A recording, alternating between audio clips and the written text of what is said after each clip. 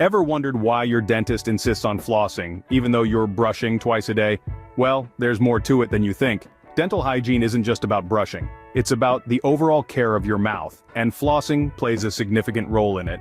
Despite brushing regularly, tiny food particles can still get stuck between your teeth, leading to plaque buildup and gum diseases. Flossing is the unsung hero that saves the day. So, what's the right way to floss? Let's delve into it. Flossing might seem a straightforward task, but doing it correctly can make a world of difference. Let's delve into a step-by-step guide on how to floss properly.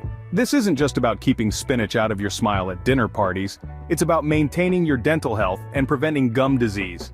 First things first, you'll need about 18 inches of dental floss.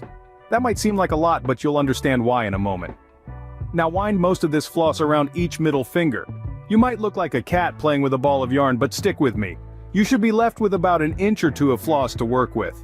Next, hold this remaining length of floss tightly between your thumbs and index fingers. This is your flossing tool, so hold it firmly, but be gentle. You're not going into battle, you're just cleaning your teeth.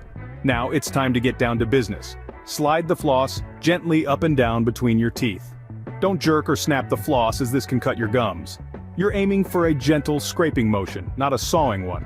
Once you've got the up and down motion down, it's time to curve the floss. You'll want to curve it around the base of each tooth. Make sure you go beneath the gum line. This is where the real magic happens, as you're removing plaque where your toothbrush can't reach. As you move along, always use clean sections of floss. This is why you started with 18 inches. You don't want to reintroduce bacteria you've just removed back into your mouth. That would be like cleaning your house with a dirty mop. Finally, don't forget the back side of your last tooth. It might be easy to overlook, but it's just as important as the rest. With these steps, you're well on your way to a healthier smile.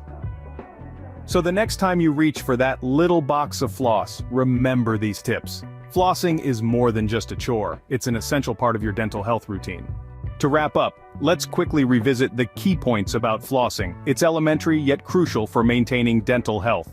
Start by cutting a decent length of floss, then gently slide it between your teeth, curving it around each one to clean all surfaces.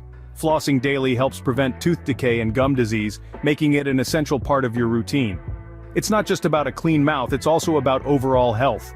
Remember, a clean mouth is a happy mouth, so keep flossing and flashing that healthy smile.